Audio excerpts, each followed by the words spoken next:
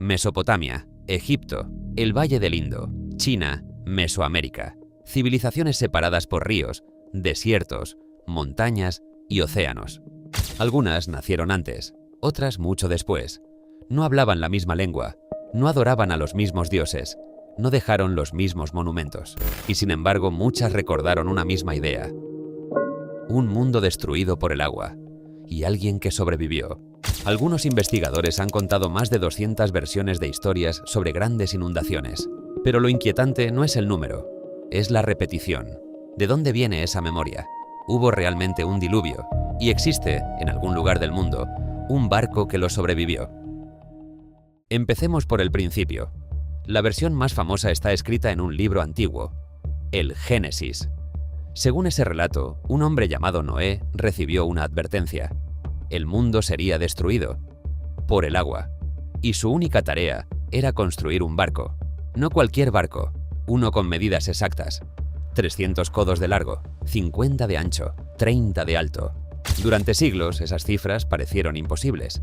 Una exageración religiosa, una metáfora.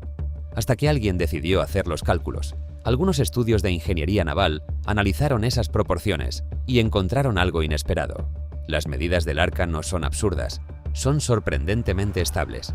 Una estructura con esas proporciones podría resistir el oleaje, no volcaría fácilmente, podría flotar. Ahora bien, una cosa es que una forma flote y otra muy distinta es demostrar que ese barco existió, porque hay algo que la ingeniería no puede explicar, algo que aparece mucho antes que el Génesis, grabado en tablillas de arcilla, en una lengua que dejó de hablarse hace más de 4000 años. ¿Qué decían esas tablillas? ¿Y por qué su historia se parece tanto a la de Noé?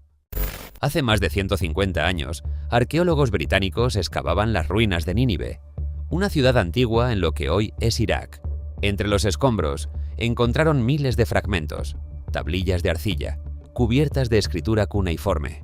Tardaron años en descifrarlas, pero cuando lo hicieron, encontraron algo que no esperaban. Una historia, sobre un hombre advertido por los dioses, sobre una gran inundación, sobre un barco construido para sobrevivir, sobre animales llevados a bordo, sobre aves enviadas a buscar tierra firme. La llamaron la epopeya de Gilgamesh, y tenía un problema, era más antigua que el Génesis, según muchos estudiosos, más de 1000 años más antigua. Mira los detalles. En Gilgamesh, un hombre recibe una advertencia divina, construye una embarcación enorme, sube animales, llega el diluvio, todo perece, menos él.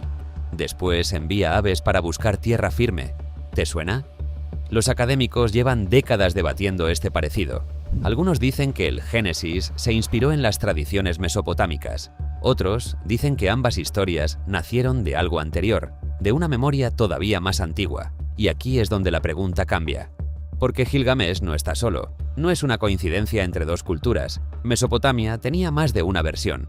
Los griegos, la suya. Los hindúes, la suya. Los mayas, la suya. 200 versiones, en 5 continentes. Todas con el mismo núcleo. El agua lo destruyó todo, y alguien lo contó. Eso no se explica solo con la religión, ni solo con la coincidencia. Y si todas esas historias estuvieran recordando algo que realmente ocurrió, esa es exactamente la pregunta que un equipo de geólogos se hizo en los años 90, y lo que encontraron cambió el debate para siempre. 1997, 2 geólogos de la Universidad de Columbia publicaron una hipótesis. William Ryan, Walter Pitman. No eran teólogos, no eran buscadores de Biblias, eran científicos, y lo que propusieron era completamente distinto. Hace unos 7600 años, el Mar Negro no era un mar, era un lago de agua dulce, rodeado de tierra, con comunidades humanas viviendo en sus orillas. Entonces, según esa hipótesis, algo cambió. Los glaciares de la última era de hielo seguían derritiéndose. El nivel del Mediterráneo subía, lentamente, pero sin parar, hasta que llegó a un punto, el estrecho del Bósforo. Y según Ryan y Pitman, el agua del Mediterráneo comenzó a entrar, no como una marea, como una cascada. Según su modelo, el nivel del agua en esa región pudo haber subido metros por semana.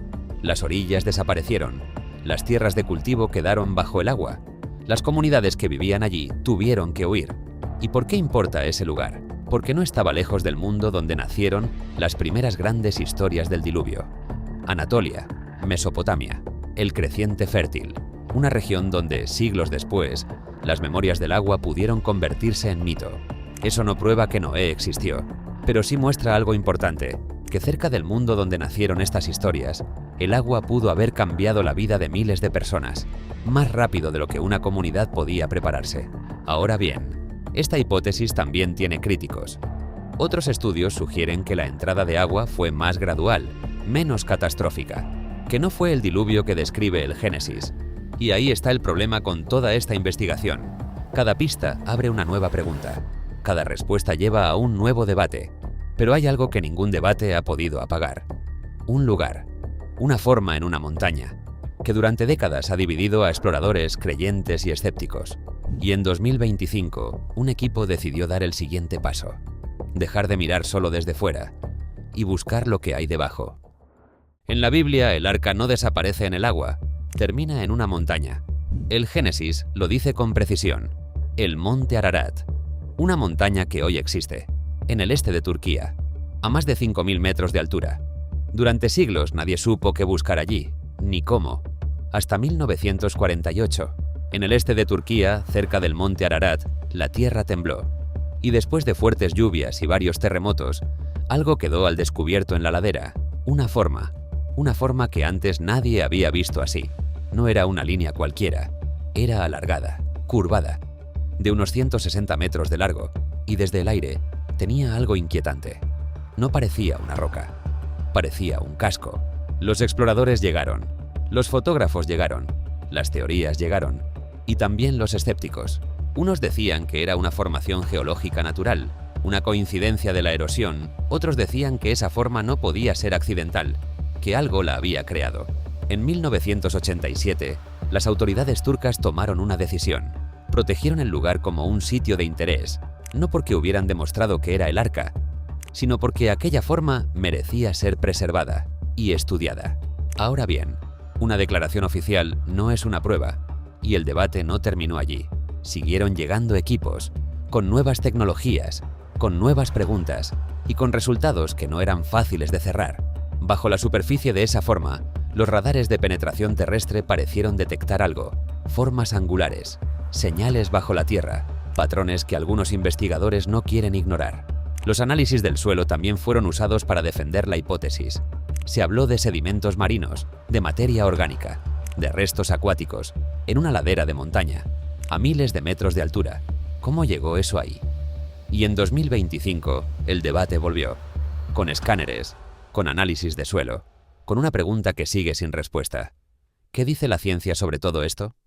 Para los geólogos, la forma de Durupunar tiene una explicación. Se llama deformación de terreno volcánico.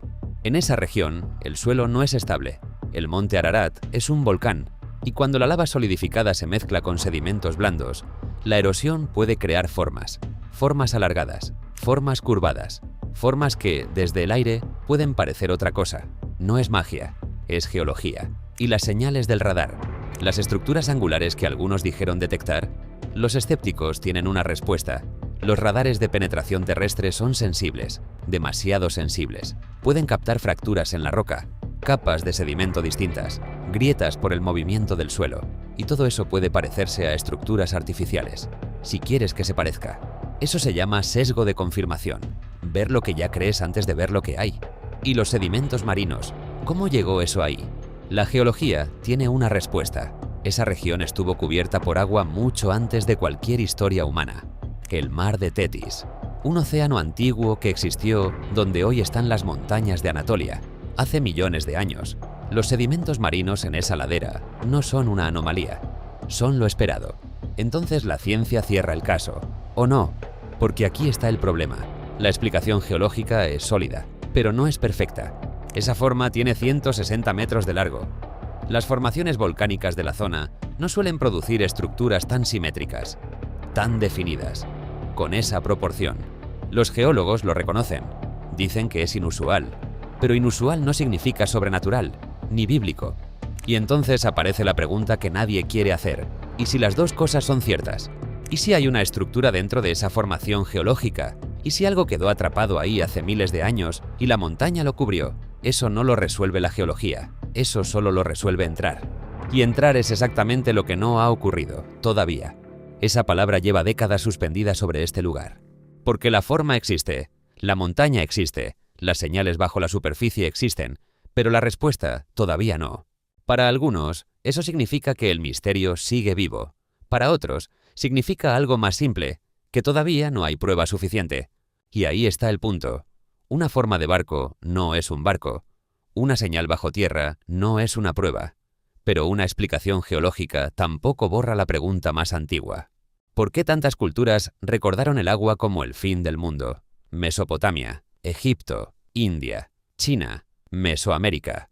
Distintos nombres, distintos dioses, la misma pesadilla, un mundo destruido por el agua. Y alguien que sobrevivió. Tal vez el arca de Noé nunca aparezca. Tal vez Durupunar sea solo roca, erosión, tiempo.